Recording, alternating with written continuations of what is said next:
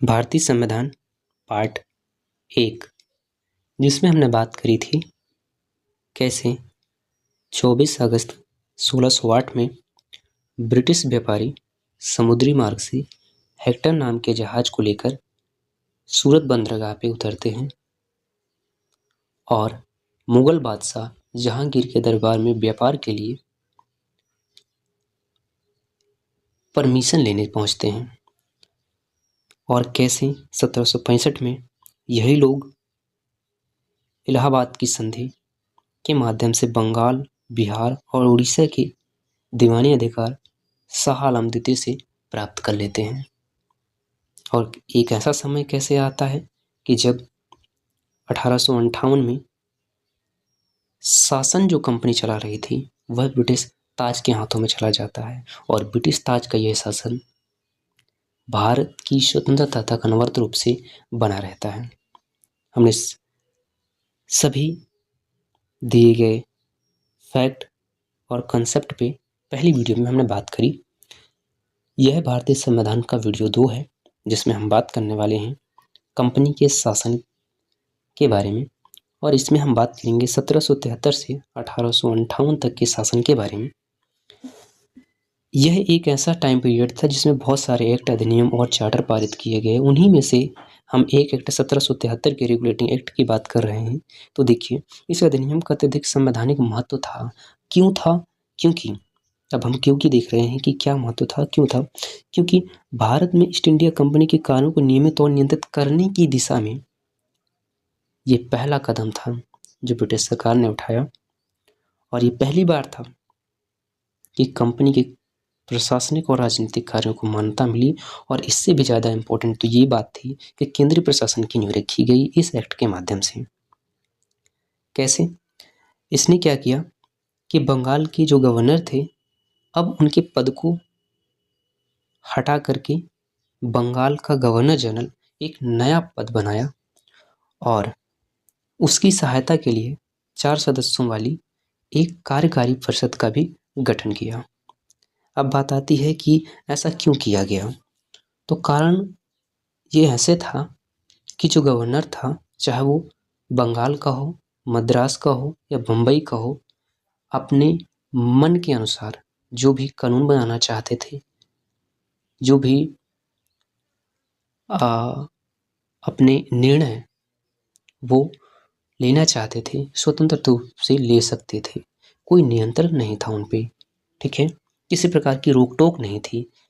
क्योंकि ये नियम, ये एक्ट इसीलिए आया कि कंपनी के अफसरों पे और कंपनी पर नियंत्रण किया जा सके, ठीक है, उसे नियमित किया जा सके। इसलिए पहली गाज जो पड़ी तो पड़ी गवर्नर जनरल के ऊपर कि भाई अब तुम ये 4 सदस्यों की जो परिषद तुम्हें दी जा रही है इसके निर्णयों के माध्यम से निर्णय लोगे। अपने आप से, अपने मन से मनमानी नहीं कर सकते तुम, ठीक है? तो इसमें फिर एक नए व्यक्ति को चुना भी गया जिन्हें हम कहते हैं वारेन हेस्टिंग। ये गवर्नर जनरल बने बंगाल के और इन्हीं वारेन हेस्टिंग के अधीन जो बम्बई के गवर्नर थे, मद्रास के गवर्नर थे, उनको कर दिया गया। लेकिन ऐसा नहीं था कि पहले से थे। पहले ये सभी प्रेसिडेंसी, चाहे वो बंगाल प्रेसिडेंसी हो, चाहे मद्रास प्रेसिडेंसी हो, चाहे बम्बई प्रेसिडेंसी हो, अलग थी। ये तो बात यहाँ तक की हुई। और बात आती है अगले पॉइंट की। इसके अंतर्गत कलकत्ता में 1774 में एक उच्चतम न्यायालय बना। क्यों? इसके पीछे का कारण कुछ ऐसा था कि जब 1770 में बंगाल में अकाल पड़ा था, उस टाइम न्याय व्यवस्था ध्वस्त हो चुकी थी। भारतीय लोगों सहित सामान्य जो अंग्रेज भी थे उनके साथ भारतीय लोगों की झड़प और लड़ाइयाँ चलती रहती थी। एक न्याय उचित तरीके से एक व्यवस्था बने, इसके लिए ब्रिटिश सरकार यह एक्ट लाई थी। और इसीलिए न्याय देने की दृष्टि से इस उच्च न्यायालय को बनाया गया, इस सर्वोच्च न्यायालय को बनाया गया, जो कि बना कलकत्ता में। और इसके निर्णय भी कलकत्ता के ही अंतर्गत लागू किए गए, जो कि 1774 में बना। और इसके पहले मुख्य न्यायाधीश एलिजा एम्पे और 3 अन्य न्यायाधीशों में चैम्बर, लिमेंस्टर और हाइड को नियुक्त किया जाता है और आगे निर्देश दिया जाता है कंपनी के कर्मचारियों को कि भाई सुन लो, निजी व्यापार, भारतीय लोगों से उपहार और रिश्वत नहीं लोगे आप लोग। और कहा भी जाता है, निर्देश दिया जाता है कोर्ट ऑफ डायरेक्टर्स को, जो कंपनी को प्रशासित करती थी, कंपनी के कार्यों को देख रेख करती थी, उसे निर्देश सख्त दिया जाता है कि भाई सुन लो, तुम कंपनी कोई भी राजस्व, नागरिक या सैन्य कार्य करती है, उन सभी मामलों की जानकारी आप हम तक पहुंचाओगे, किसी प्रकार की चूक नहीं करोगे। ठीक है, तो ये बातें इस एक्ट के अंतर्गत कही गई, इस एक्ट के अंतर्गत लाई गई। ठीक है, जिसे हम एक बार रिवीजन करते हैं कि देखिए, इसमें बंगाल के गवर्नर को गवर्नर जनरल पद नाम दिया गया। वारेन हेस्टिंग पहले गवर्नर थे।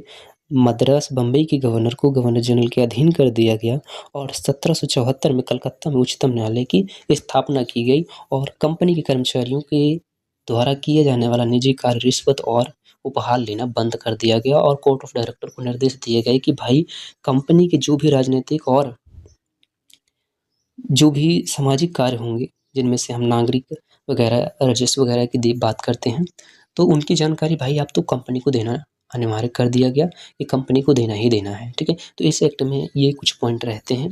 अब हम बात करते हैं 1781 के संशोधन अधिनियम के बारे में, जो कि और कुछ नहीं था, इसी एक्ट की कमियों को सुधारने के लिए लाया गया था और इसे ब्रिटिश संसद में अमेंडमेंट एक्ट ऑफ 1781 के नाम से पारित कर दिया गया, जिसे हम बंदोबस्त कानून के नाम से एक्ट ऑफ सेटलमेंट कहते हैं। इसमें क्या कहा गया कि इस कानून ने गवर्नर जनरल तथा काउंसिल को सर्वोच्च न्यायालय के क्षेत्राधिकार से बरी और मुक्त कर दिया गया। ऐसा क्यों किया गया कि गवर्नर जनरल को और उसकी जो कार्यकारी परिषद थी उसको सर्वोच्च न्यायालय के क्षेत्राधिकार से बरी कर दिया गया कि सर्वोच्च न्यायालय अब इन पे निर्णय नहीं देगा। लेकिन एक बात कही गई कि भैया कब तक निर्णय नहीं देगा, जब तक ये अपने पद पे रहते हुए कोई कार्य करते हैं। ठीक है, उन कार्यों पे हस्तक्षेप अब सर्वोच्च न्यायालय नहीं करेगी, क्योंकि बहुत सारी लड़ाइयाँ झगड़े इनके बीच में चलते रहते थे। किसके बीच में? गवर्नर जनरल तो लड़ता ही था, बाकी उसके परिषद के भी कुछ कानून और नियम थे, रेपुटेशन थी, जो कि सर्वोच्च न्यायालय के कानूनों से मेल नहीं खाती थी, इसलिए लड़ाई झगड़े चलते रहते थे। इसे व्यवस्थित करने के लिए यह एक्ट लाया गया था, जिसको हम कहते हैं सेटलमेंट करने के लिए लाया गया था कि भाई जो चीज़ें अभी बिगड़ रही हैं उसे सेटल किया जा सके।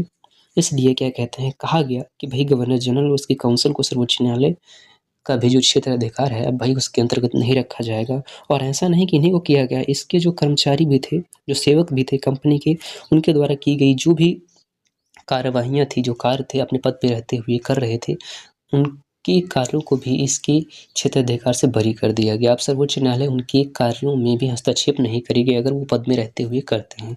ये बात कही गई थी इस वाले पॉइंट पे। अब बात करते हैं दूसरे पॉइंट पे। इस कानून में राजस्व संबंधी मामलों, राजस्व वसूली से जुड़े मामलों को भी सर्वोच्च न्यायालय के क्षेत्राधिकार से बाहर कर दिया गया। अर्थात राजस्व वसूल कर रहे हैं या राजस्व से संबंधित कोई भी मामला है तो भाई आपका नहीं है, वो मामला है गवर्नर का और गवर्नर जनरल की जो बनी हुई परिषद है उसका मामला है। आप उस पे हस्तक्षेप नहीं करेंगे, क्योंकि लड़ाई झगड़ा बहुत बढ़ रहा है और हम ये नहीं चाहते कि किसी प्रकार का लड़ाई झगड़ा और बढ़े। तो ये एक्ट इसलिए लाया गया, और लाया इसलिए गया कि इस कानून द्वारा कलकत्ता के सभी निवासियों को सर्वोच्च न्यायालय के क्षेत्राधिकार के अंतर्गत कर दिया गया कि भैया कलकत्ता के जो निवासी हैं सभी, चाहे वो अंग्रेज हो चाहे भारतीय हो, इसके कानूनों के अंतर्गत आएंगे। क्योंकि बात हुई कि क्या जो कल ये सर्वोच्च न्यायालय है, क्या पूरे बंगाल पे इसके निर्णय लागू हो जाएंगे? तो कहा गया कि नहीं, ये कलकत्ता में ही बने थे 1774 में, तो कलकत्ता टाउन के अंतर्गत ही इसके निर्णय रहेंगे। ठीक है, इसके आगे नहीं बढ़ेंगे। तो ये सब बातें वहाँ पे की गई और इस एक्ट में उन्हें लागू किया गया। और बात ये भी इम्पोर्टेंट रही कि यहाँ पे हिंदुओं और मुसलमानों के निजी कानूनों के हिसाब से उनके जो फैसले हैं उन्हें सुनाए जाएँ। हो सकता है कि उनके जो निजी मान्यताएँ हैं, उनके निजी कानून हैं, अगर उनके उलट आप निर्णय देते हैं तो एक दंगा या किसी प्रकार की यहाँ पे ऐसी सिचुएशन बन सकती है जिसे संभालना मुश्किल हो सकता है। इसलिए सेटल करने के लिए इन सब समस्याओं को एक लाया गया और कहा गया कि भाई आप हिंदू अगर हैं तो उनके निजी कानून हैं कुछ, तो उसके हिसाब से आप हिंदुओं को न्याय दीजिए। आप निर्णय दीजिए, लेकिन मुसलमानों के जो नियम कानून हैं उनके माध्यम से उनको भी दीजिए, ठीक है। ये बात कही गई और इसमें बात कही गई कि जो प्रांतीय न्यायालय हैं उनकी अपील गवर्नर जनरल की काउंसिल में किया जाएगा, वहाँ दायर किया जाएगा। आप सर्वोच्च न्यायालय क्यों भागते रहते हैं? वहाँ पे नहीं होगा, अब होगा कहाँ पे? जो प्रांतीय न्यायालय हैं, जो अपील करेंगे, प्रांत के जो न्यायालय हैं वो अपील अगर करेंगे तो गवर्नर जनरल की काउंसिल में कर देंगे, आप सर्वोच्च न्यायालय बार-बार नहीं जाएँगे। और इसमें और बात कही गई गवर्नर जनरल की काउंसिल को क्या किया जाएगा कि प्रांतीय न्यायालयों एवं काउंसिलों के लिए नियम कानून बनाने के लिए अधिकार दिया गया कि भाई तुम नियम कानून बनाना उनके बारे में, ठीक है। तो ये एक्ट के अंतर्गत कुछ ये पॉइंट रहे जो हमने डिस्कशन किया। अब हम बात करते हैं 1774 के पिट्स इंडिया एक्ट की, जो इन्हीं सारी परेशानियां जो छूट गई, जो रह गई इन्हीं एक्टों में, जो 1773 और 1781 के एक्ट में नहीं पूरी हो सकी, उसे और व्यवस्थित तरीके से करने के लिए और नियंत्रित स्थापित करने के लिए और नियमित करने के लिए कि शासन नियमित फ्लो में चलता रहे, एक एक्ट और लाया गया, पिट्स इंडिया एक्ट। तो रेगुलेटिंग एक्ट 1773 की कमियों को दूर करने के लिए ब्रिटिश संसद में एक संशोधित अधिनियम 1781 पारित किया गया। इस एक्ट को सेटलमेंट एक्ट के नाम से भी जाना जाता है। इसके बाद अन्य महत्वपूर्ण एक्ट पिट्स इंडिया एक्ट 1784 में अस्तित्व में आया। इसकी कुछ विशेषताएं इस प्रकार थी, देखते हैं। और हम देखते विशेषता किसकी हैं? पिट्स इंडिया एक्ट की। इसमें कहा गया कि राजनीतिक और वाणिज्यिक जो कार्य हैं भाई अलग अलग करो, ये एक साथ नहीं करे, ज़्यादा क्या कहते हैं पारदर्शिता रहेगी, ठीक है। तो इसलिए कंपनी के राजनीतिक और वाणिज्यिक कार्यों को अलग कर दिया गया और निदेशक मंडल को कहा गया कि भाई तुम अब से क्या करोगे? व्यापारिक मामलों की अध्यक्षता करोगे, व्यापारिक मामलों को देखोगे आप, ठीक है। लेकिन राजनीतिक मामलों को अब आप नहीं देखेंगे, उसके लिए हम एक अलग से बोर्ड बना रहे हैं, उसका नाम नियंत्रण बोर्ड रखा गया। बोर्ड ऑफ कंट्रोल नाम से एक नया निकाय बनाया गया और यह अब क्या करेगा? राजनीतिक मामलों की देखरेख करेगा, ठीक है। तो दो यहाँ पे बॉडी बन गई, दो यहाँ पे निकाय बन गए, एक निदेशक मंडल जो पहले से था और दूसरा जो नया बना नियंत्रण बोर्ड, बोर्ड ऑफ कंट्रोल, जो अब राजनीतिक मामलों की अध्यक्षता करेगा, उसे देख रेख करेगा। और इस तरह द्वैध शासन प्रारंभ हो गया, ठीक है। और हम देखते हैं कि नियंत्रण बोर्ड को यह भी शक्ति दी गई कि ब्रिटिश नियंत्रण वाले जो भी भारत है, जितना ब्रिटिश नियंत्रण के हिस्से में भारत का जो हिस्सा आ रहा है, भाग आ रहा है, उसमें सभी नागरिक सन और राजस्व गतिविधियों को वो नियंत्रित करेगा, उनकी अध्यक्षता करेगा। इस प्रकार यह अधिनियम दो कारणों से महत्वपूर्ण था। पहला, भारत में कंपनी के अधीन क्षेत्र को पहली बार, जो कंपनी के अधीन क्षेत्र हुआ करता था उसे पहली बार क्या कहा गया? ब्रिटिश आधिपत्य का क्षेत्र, ब्रिटिश आधिपत्य का क्षेत्र कहा गया, ठीक है। दूसरा, ब्रिटिश सरकार को भारत में कंपनी के कार्यों और इसके प्रशासन पर पूर्ण नियंत्रण प्रदान किया गया। कि ब्रिटिश सरकार को अब क्या कहा गया कि जो भारत में कंपनी के कार्य हैं और इसके प्रशासन है, अब यहाँ से पूर्ण रूप से ब्रिटिश सरकार के नियंत्रण में रहेंगे, लेकिन अभी भी कंपनी यहाँ पे शासन करेगी, ठीक है। अगले एक्ट की बात करते हैं जो कि 1786 का अधिनियम है। इसमें क्या कहा गया?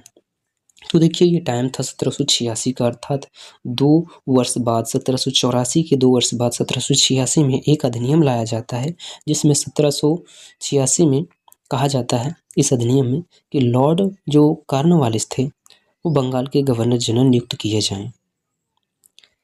बात ये चल रही होती है, लेकिन लॉर्ड कॉर्नवालिस कुछ शर्तें रखते हैं कि भाई मैं गवर्नर जनरल तो नियुक्त हो जाऊंगा, लेकिन मेरी कुछ शर्तें हैं, उसे आप मान लोगे तो ज़्यादा बेहतर होगा। कि भाई अगर मैं यहाँ पे नियुक्त होता हूँ तो जो मेरी काउंसिल है, मैं अपने काउंसिल के निर्णय को मैं अध्यक्षता करूँगा, मैं जो चाहूँगा वह निर्णय लिए जाएंगे काउंसिल के माध्यम से भी, ठीक है। मैं मानूँ उसके निर्णय को चाहे ना मानूँ, ये मेरा खुद का निर्णय होना चाहिए, ये मांग रखी। भाई हमने देखा नहीं था 1774 में एक कार्यकारिणी परिषद बनी थी, ठीक है। वही कार्यकारिणी परिषद जो कि बार बार गवर्नर और अपने निर्णय को लेकर के विवाद में बनी रहती थी, इन्हें वह ज्ञात था, इसलिए इन्होंने कहा लॉर्ड कॉर्नवालिस ने कि भाई ऐसा नहीं होगा, जो कार्यकारिणी परिषद है वो मेरे अनुसार चलेगी, जो मैं निर्णय लूँगा वो मेरे निर्णय मानने होंगे उसको। तो पहली ये बात मान ली गई और उसने कहा कि भाई मुझे सेनापति या कमांडर इन चीफ का पद भी दिया जाए। तो ये बात उनकी मानी गई इस एक्ट के माध्यम से। ठीक है। और इन्हीं सब मान्यताओं क्या कहते हैं, शर्तों को और मांगों को मान लिया गया इस एक्ट में। और इसी एक्ट का विस्तारित रूप एक आया 1793 में और उसे चार्टर कहा गया, चार्टर कानून। इसमें देखिए क्या कहा गया कि इसने लॉर्ड कॉर्नवालिस को दी गई काउंसिल के निर्णयों के ऊपर अधिभावी शक्ति को, कि जो काउंसिल का निर्णय है उसके ऊपर आप निर्णय ले सकते हैं। कौन ले सकता है? गवर्नर जनरल, जो कि यह अधिकार लॉर्ड कॉर्नवालिस को मिला था। अब क्या कहा गया है कि भविष्य के जो भी गवर्नर जनरल बनेंगे, जो भी प्रेसिडेंसियां होंगी, उनके गवर्नरों को भी यह अधिकार दिए जाते हैं कि अगर उनकी जो कार्यकारिणी परिषद है उसके जो निर्णय हैं, आप उसके ऊपर जाकर के उनके निर्णय को बदल सकते हैं।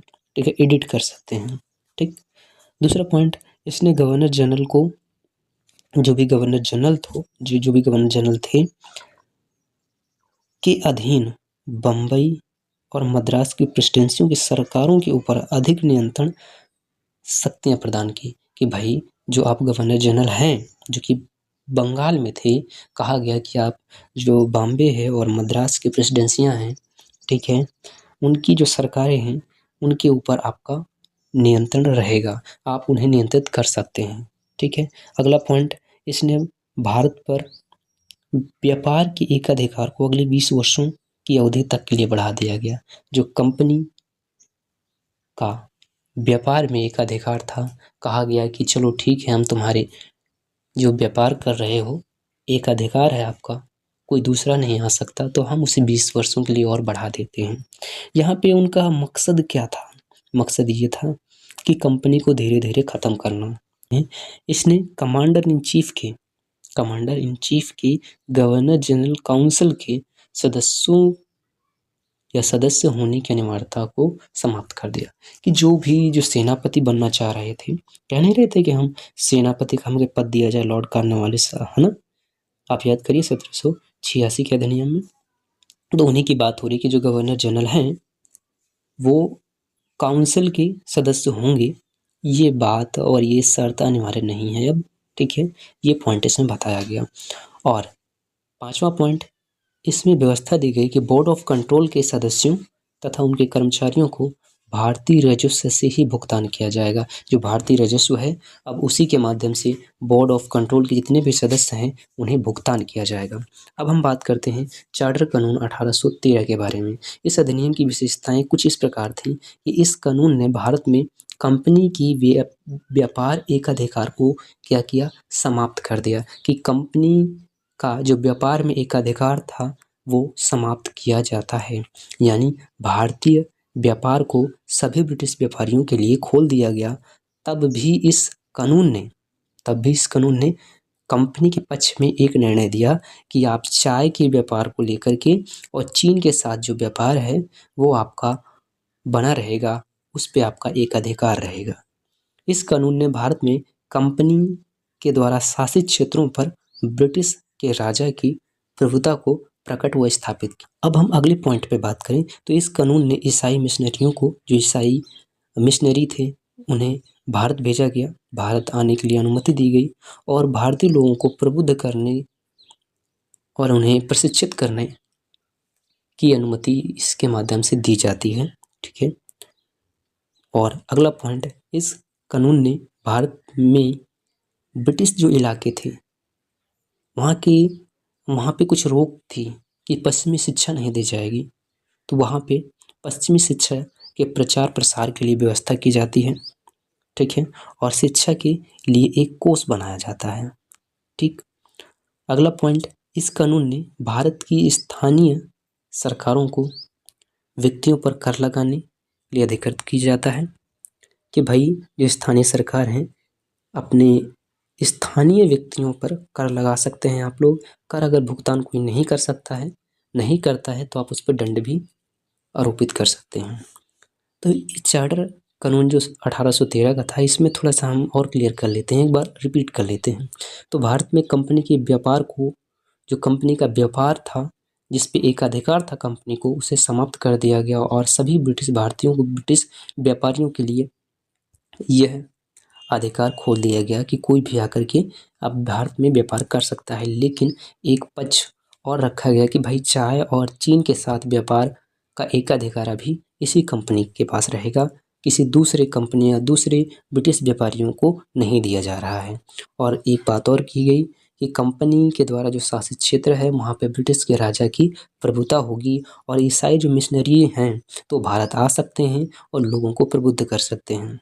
हाँ, एक बात और कही गई कि पश्चिमी जो शिक्षा है और जो बंदिश वाले इलाके हैं जहाँ पे इस शिक्षा को महत्व नहीं दिया जाता, वहाँ पे शिक्षा का प्रचार प्रसार किया जाएगा और इसके लिए कोष भी बनाया गया कि भाई इस कोष के माध्यम से इस शिक्षा के प्रचार प्रसार के लिए खर्च किया जाएगा, ताकि ब्रिटिश जो सरकार है उसके प्रशासन को बड़ा किया जा सके। लोग शिक्षित होंगे, उनकी शिक्षाएं प्राप्त करेंगे तो उन्हीं के प्रकार की तरह की सोच डेवलप हो जाएगी और वो इनके लिए लाभदायक होगा।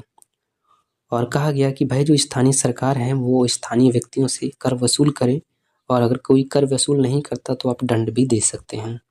और बात आई 1833 के चार्टर अधिनियम की, तो देखिए 1833 के चार्टर अधिनियम में होता क्या है कि ये पहला ऐसा अधिनियम था जिसका उद्देश्य था प्रशासनिक कार्यों की पुनर्रचना करना। केंद्रीकरण की दिशा में यह पहला कदम उठाया। इस अधिनियम की विशेषता इस प्रकार थी कि इसने बंगाल के गवर्नर जनरल को भारत का गवर्नर जनरल बना दिया और इसी भारत के गवर्नर जनरल के हाथों में सभी नागरिक और सैन्य शक्तियां दे दी।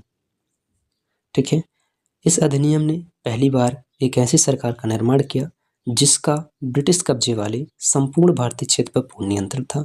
लॉर्ड विलियम वेंटिक भारत के प्रथम गवर्नर जनरल बने थे। इस एक्ट के माध्यम से इसने मद्रास और बम्बई के गवर्नरों को विधायी संबंधी शक्ति से वंचित कर दिया गया। भारत के गवर्नर जनरल को पूरे ब्रिटिश भारत में विधायिका के असीमित अधिकार प्रदान कर दिए गए। इसके अंतर्गत पहले बनाए गए कानूनों को नियामक कानून कहा गया और जो बाद में कानून बने उनको एक्ट या अधिनियम कहा गया।